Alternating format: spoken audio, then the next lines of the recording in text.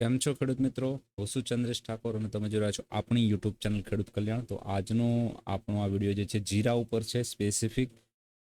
થોડા અપડેટ હતા નવા જીરામાં અને ક્યાંક ને ક્યાંક મને લાગ્યું કે આપની સાથે એ વાતને શેર કરવી જોઈએ, જેથી કરી આવનારા અઠવાડિયા 10 થી 15 દિવસમાં જે પણ મૂવમેન્ટ આવશે એનાથી તમે થોડા જે છે અજાણ ના રહી જાઓ. ઠીક છે, તો જીરાની વાત કરીએ એના પહેલાં મિત્રો હું તમને એક રિક્વેસ્ટ કરવા માંગીશ કે તમે આ અમારા વિડીયોને લાઇક કરો, અમારી આ યુટ્યુબ ચેનલને સબસ્ક્રાઇબ કરો, બેલ નોટિફિકેશન આઇકન ઓન કરી દો, જેથી કરી ફ્રિકવન્ટલી તમને નવી અમારી નવા વિડીયોની અપડેટ મળી જાય મિત્રો. ઠીક છે, અને આ વિડીયોને તમારા મિત્રો સાથે શેર જરૂર કરો, જેથી કરી એમને પણ આ માહિતી જે છે મદદરૂપ થાય એમના ટ્રેડિંગના વ્યવસાયની અંદર અથવા તો એમના જીવનની અંદર. ઠીક છે, જીરાની અંદર મિત્રો એવી તો શું અપડેટ આવી ગઈ છે કે જેના લીધે થઈને મારે જે છે આજે વિડીયો બનાવવાની જરૂર પડી. તો એ અપડેટ છે મિત્રો, આજના દિવસની અંદર જીરાના અંદર જે વોલ્યુમ જે આપણને જોવા મળ્યું, આ વોલ્યુમનો જે બાર છે આને વોલ્યુમ બાર કહેવાય, જે અહીંયા જે આ બાર ઊભો છે ને અહીંયાથી, તો ઘણા દિવસથી જે પણ વોલ્યુમ આપણને જોવા મળતું હતું એનાથી હાઈએસ્ટ વોલ્યુમ આજના દિવસની અંદર આપણને જોવા મળ્યું છે. અપ્રોક્સ વાત કરું તો ડિસેમ્બર મહિનામાં, એટલે છેલ્લા 5-6 મહિનાની અંદર જે પણ વોલ્યુમ જોવા મળ્યું એમાં હાઈએસ્ટ વોલ્યુમ આજના દિવસમાં હતું. અને એટલું વોલ્યુમ આવવા છતાં પણ જે પ્રાઇઝની ક્લોઝિંગ જે છે નેગેટિવ થતી જોવા મળી છે. ઠીક છે, પ્રાઇઝની ક્લોઝિંગ જે છે નેગેટિવ છે, તો એના લીધે થઈને મને ક્યાંક ને ક્યાંક લાગ્યું કે અહીંયા એક નાનકડો અપડેટ વિડીયો જીરામાં આપની સમક્ષ મારે રાખવો જરૂરી છે. ભાવમાં જે પણ કાંઈ ફેરફાર આવનારા દિવસોમાં દેખાશે એના વિશેની વાતચીત આપણે થોડી કરી લઈએ. ઠીક છે, વધુ સમય ના લેતા આપણે સ્ટાર્ટ કરીશું. તો અત્યારે જે જીરાની કિંમતો જે છે એ આપણે જેવી રીતે વાત ઓલરેડી થઈ ચૂકી છે કે અગર વાત કરું મીડિયમ ટાઈમ ફ્રેમની, તો 1 અવર, 3 અવર્સ એન્ડ 4 અવરમાં એ ક્યાંક ને ક્યાંક જે છે એ થર્ડ વેવનું કોશિશ કરી રહી છે બનાવવાની. એટલે કે 4 અવરમાં થર્ડ વેવ ડેવલપિંગ મોડમાં છે. ઠીક છે, અને એના પછી 4 વેવ જે છે એ બનવાની શરૂઆત થશે. નાની ટાઈમ ફ્રેમની જો વાત કરું 15 મિનિટ અથવા 5 મિનિટની, તો એની અંદર જીરાએ જે છે એ પોતાની ક્યાંક ને ક્યાંક પોઝિટિવ સાયકલ એક ખતમ કરી છે. ઠીક છે, પોઝિટિવ સાયકલ ખતમ કરી એનો મતલબ એ ક્લિયરલી થાય છે કે આવનારા સમયમાં થોડા દિવસ સુધી એક જીરામાં નરમાશ આપણને ભાવની અંદર આવતી જોવા મળશે. આ નરમાશ જે છે એ જો જીરાની અંદર મિત્રો 26,800નું લેવલ નીચેની તરફ તૂટતું જોવા મળશે, 26,800 નહીં પણ 26,300નું લેવલ જો આપણને નીચેની તરફ તૂટતું જોવા મળશે, તો બની શકે છે, સંભાવનાઓ ખૂબ વધારે છે આ ઝોનને જો તોડી જીરું નીચે આવશે તો ક્યાંક ને ક્યાંક એક વખત જીરું નીચે રીટેસ્ટ કરવા 23,500 થી લઈ 23,000ના ઝોનમાં આવતું જોવા મળશે. આ વાતની ખાતરી આપણને ડેલી ટાઈમ ફ્રેમમાં પણ ક્યાંક ને ક્યાંક થતી જોવા મળી રહી છે. તો એને હું એક વખત આપના સમક્ષ ઓપન કરીશ તો તમને ક્લિયરલી આઈડિયા એની અંદર આવી જશે કે જે કિંમતો જે છે ડેલી ટાઈમ ફ્રેમમાં નહીં, જરા એક વખત એને જે છે 3 અવર ટાઈમ ફ્રેમ, અધરવાઇઝ 4 અવર ટાઈમ ફ્રેમની જો વાત કરું તો 4 અવર ટાઈમ ફ્રેમમાં જો વાત કરું તો 4 અવર ટાઈમ ફ્રેમમાં જીરું જે છે 200ની મૂવિંગ એવરેજને આસપાસ જે છે ટચ કરી ત્યારબાદ નીચેની તરફ આવતું જોવા મળ્યું છે.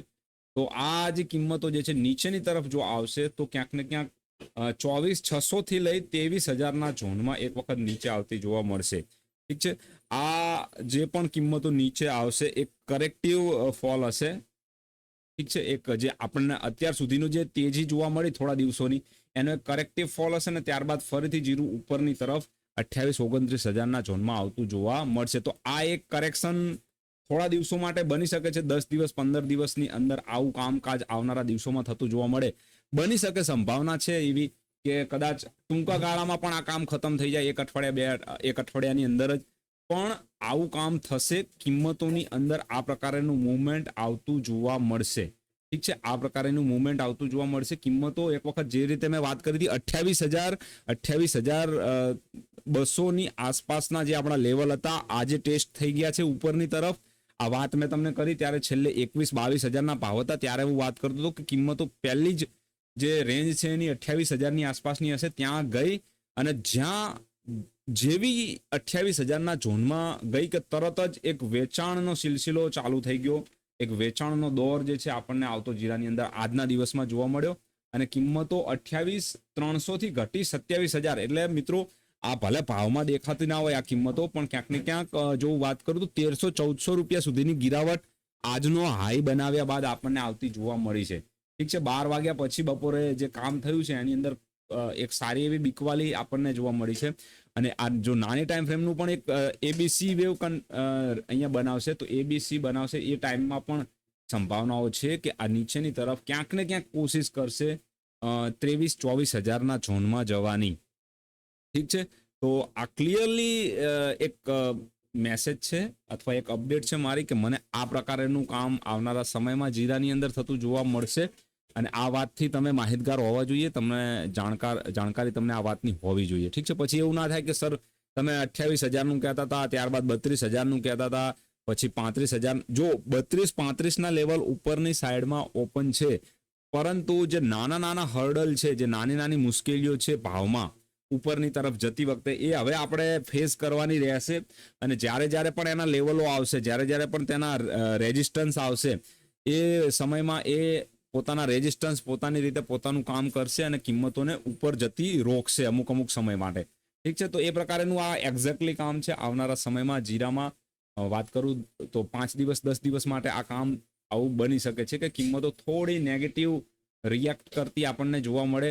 અને આ નેગેટિવ રિએક્ટ નીચેની તરફ 23,000 થી 24,000ના ઝોનમાં જીરું આવતું જોવા મળશે મિત્રો. ઠીક છે, એના સિવાય મિત્રો જો વાત કરી લઉં તો કપાસની થોડી માહિતી આપણે જોઈ લઈએ. ઠીક છે, કારણ કે વિડીયો આપણે આજે બનાવીએ છીએ તો એના વિશે માહિતી દેખો. કપાસમાં આજના દિવસની અંદર ક્યાંક ને ક્યાંક ખાસ એવું મુવમેન્ટ પ્રતિ મણના હિસાબે જોવા મળ્યું નથી. એક કન્સોલિડેશન ઝોન છે એની અંદર જ કામ કપાસ કરી રહ્યો છે. ત્યારબાદ કેસ્ટર્ડમાં જોઈ લઈએ, એરંડામાં,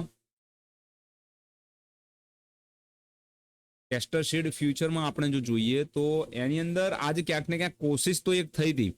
આજના દિવસમાં 5800ના ઝોનને ઉપર બ્રેક કરવાની કોશિશ થઈ હતી, પણ એ કોશિશ જે છે નાકામ રહી છે. અને નીચેની તરફ કિંમતો જે છે ફરીથી 5726ના આસપાસ આવતી જોવા મળી છે. ઠીક છે, તો જ્યાં ઓપન થયો તો ભાવ ત્યાંથી તેની આસપાસ જ ક્લોઝ થતો પણ જોવા મળ્યો છે. ગુવાર સીડની વાત કરી લઈએ આપણે.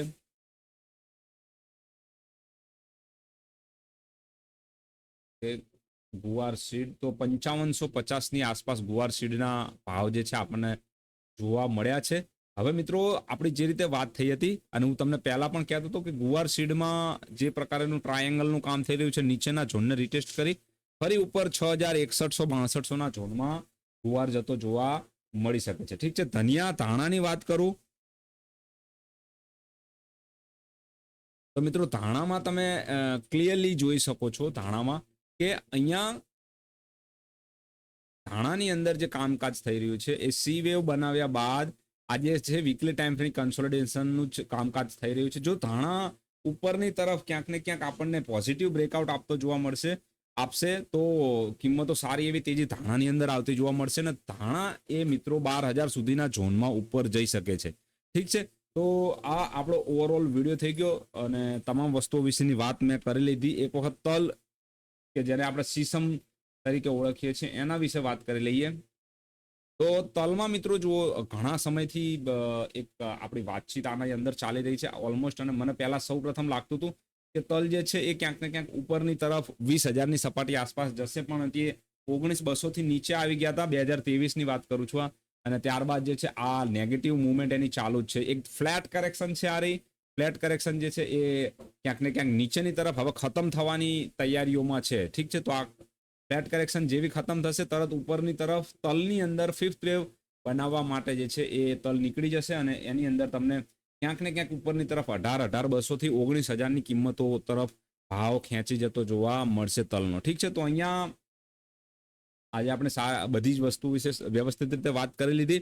ઠીક છે, અહીંયા વિડીયોને ખતમ કરીશ. Thank you for watching video. જય હિન્દ, જય ભારત, જય જવાન, જય કિસાન ખેડૂત મિત્રો.